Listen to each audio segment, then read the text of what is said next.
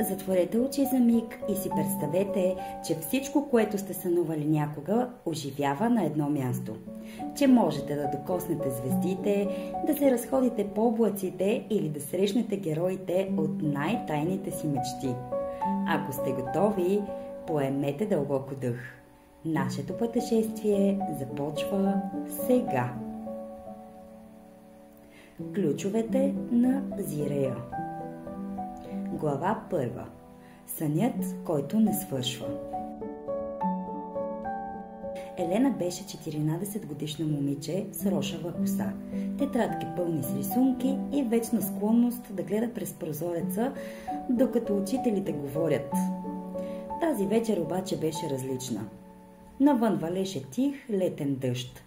Прозорецът ти беше открехнат и хладният въздух носеше мирис на мокра трева. Елена се зави през глава и затвори очи. Когато ги отвори отново, вече не беше в стаята си.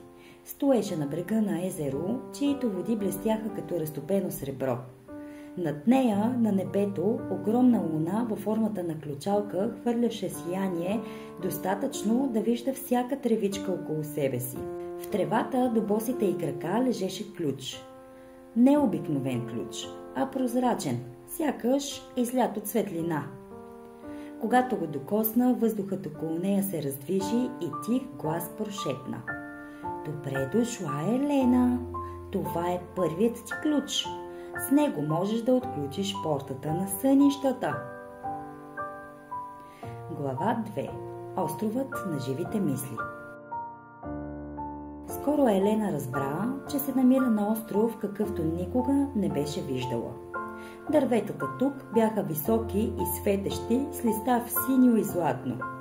Камъните пееха, когато ги настъпиш, а въздухът ухаеше на мед и на утринна роса.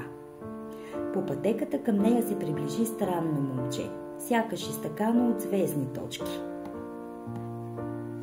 Аз съм Лир, сънотворец, каза той с глас, който звучеше като музика. Ние пазим въображението на хората, но напоследък ключовете един по един изчезват. Ако не ги върнем, светът на сънищата ще избледнее и хората ще спрат да мечтаят. Елена почувства странна решителност. Тя винаги беше вярвала, че мечтите й имат смисъл. Сега разбра, че може би е избрана, за да ги спаси. Глава 3. Лабиринтът на забравените мечти. Първата й задача беше да открие ключа на смеха. Лир я поведе към лабиринт, изграден от високи огледала. Всеки път, когато Елена се поглеждаше в тях, виждаше различна своя версия. По-малката себе си, която играеше с плюшено мече, себе си от бъдещето с книга в ръце, а понякога и страховити сенки, които я подиграваха.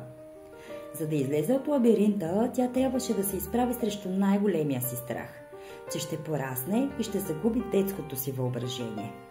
Елена започна да пее песента, която майка й пееше като малка. Сенките започнаха да избледняват, огледалата се напукаха и пътят напред се отвори.